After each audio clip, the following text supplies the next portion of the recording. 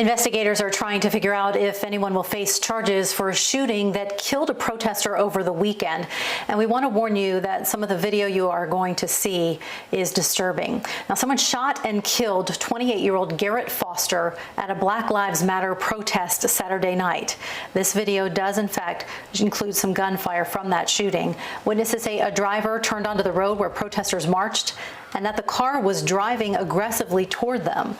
Police say the driver later called 911 and told police he shot Foster after Foster pointed a gun at him.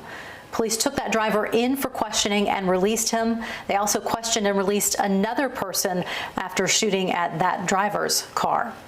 Today, Foster's family and friends talked with Mike Marut about Foster and his family. Terry, a memorial here at 4th Street and Congress Avenue is still filling up with signs and flowers and candles. Now, his fiance's mother told me today the two of them were attached at the hip and were protesting because they believed in the cause.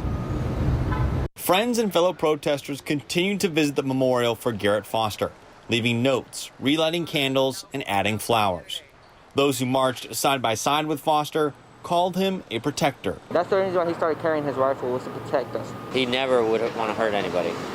He mainly was trying to protect everybody. In a video live streamed on social media on Friday, Foster told the camera person why he carried an AK-47. They don't let us march in the streets anymore, so got to practice some of our rights. Well, our roommate got arrested and they stopped letting us march anywhere. His future mother-in-law, Patricia Curvin, said he started carrying the gun about a month ago. She said her daughter, Whitney Mitchell, Foster's fiance, lost all 4 limbs in 2010 and called Foster Whitney's 5th limb. She has to learn how to live without him now.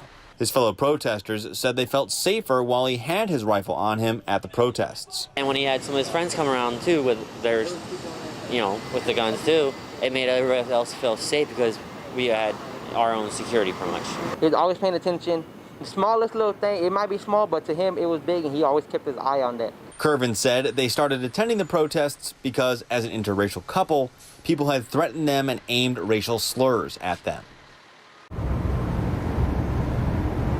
Patricia Curvin actually set up a GoFundMe for funeral and memorial services for Garrett Foster. She closed it yesterday after it raised more than $100,000. Reporting live in downtown Austin, Mike Marut, KVUE News.